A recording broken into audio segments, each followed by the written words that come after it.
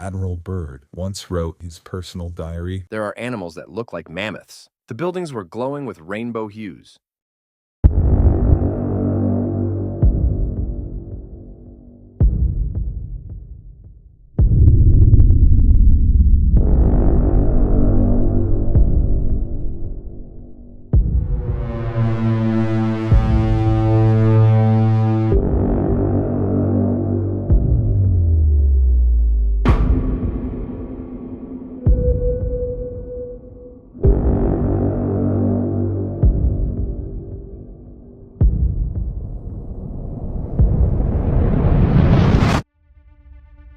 There's a place at the bottom of the world, a frozen land shrouded in mystery, untouched by humanity.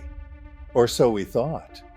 In 1946, Rear Admiral Richard E. Byrd embarked on Operation High Jump, a mission to the vast expanse of Antarctica.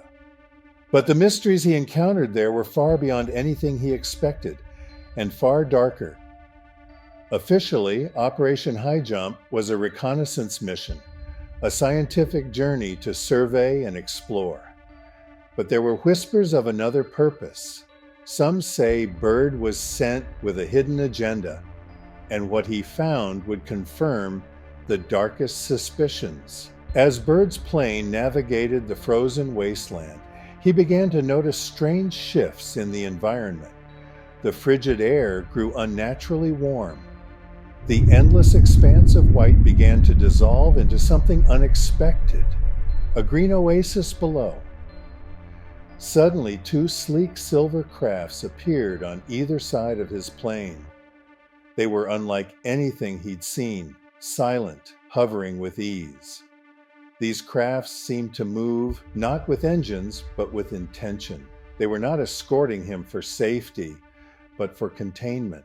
The disc guided Byrd's plane deeper into the opening, pulling him beyond the ice. Below, the landscape was more dream than reality. There lay a city, sprawling and massive, yet hidden from the world. Its architecture twisted in organic fluid lines, resembling the veins and arteries of a living organism. Glowing pathways connected the buildings, pulsing with eerie, iridescent light, like the heartbeat of something alive. Byrd was led from his plane by tall, silent figures in metallic robes, whose faces were obscured. These beings, creatures unlike any he had known, moved with an eerie synchronization. They led him into the heart of the city, down darkened corridors, toward a cavernous space filled with an unnatural light, a light with no visible source. In the vast chamber, Byrd felt a presence before he saw it. He was in the audience of the Master, a towering, shadowy figure whose very aura radiated dominance and intelligence. The Master's voice didn't come from his mouth.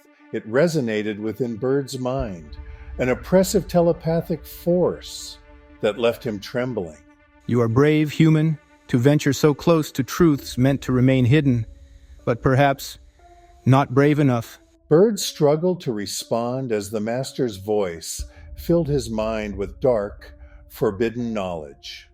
The Master explained that his kind had been here since long before humanity, existing as silent sentinels, watchers of humankind's foolishness and violence. You humans have found a way to harness fire more destructive than you can imagine. These nuclear weapons, they disrupt balances beyond your comprehension. They rip through the delicate fabric of existence itself. We cannot allow this recklessness. The Master's tone sharpened, his voice echoing across Byrd's thoughts like the clanging of chains. He told Byrd to return to his leaders to warn them. Nuclear weapons were forbidden, a threat not just to Earth, but to the Master's people as well. As Byrd listened, a terrifying realization dawned on him. This being, this Master, was not here to protect humanity. He was here to control it. The Master and his kind held the highest levels of power, subtly steering the course of nations, infiltrating governments, making sure humanity stayed on a path they approved. As Byrd's eyes wandered, he noticed strange devices, organic in nature, lining the walls of the chamber. They pulsed, emitted energy, and seemed to respond to thought itself. They weren't machines, but an extension of the master's will, a biological interface that could not only control, but manipulate minds. Was this how they commanded the world's leaders? With this living technology, connecting their thoughts, fears, and weaknesses into the master's control? Do not mistake our tolerance for kindness, human. We are the shepherds, and you, the herd. Defy us, and we will see to it that your kind remains obedient. The words sent a shiver down Byrd's spine. He understood now. Humanity was no more than livestock in the master's eyes, a resource to be managed and contained. As the beings led Byrd back to his plane, he felt the weight of this horrifying truth pressing down on him. He'd glimpsed not just a hidden civilization, but a shadowy, dominating force that manipulated humanity's fate from the dark. The two saucers escorted him back, ensuring that he would leave and live with the terror of what he had learned. When he returned, Byrd's superiors listened, but only to dismiss him. His words were deemed too dangerous to reveal to the public.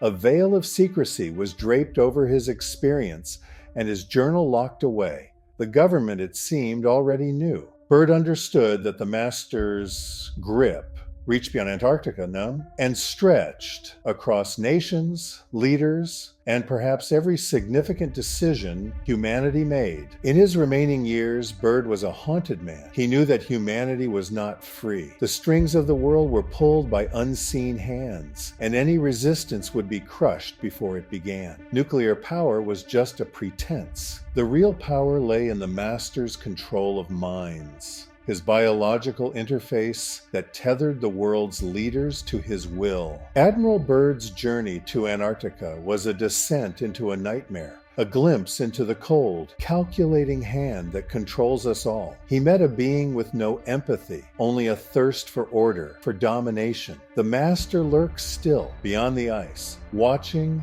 waiting, ensuring we remain compliant. Perhaps one day, humanity will wake up. But for now, we remain unaware, trapped under the master's iron grip. Thank you for watching. Remember, sometimes the greatest mysteries lie hidden beneath the ice, waiting to be uncovered.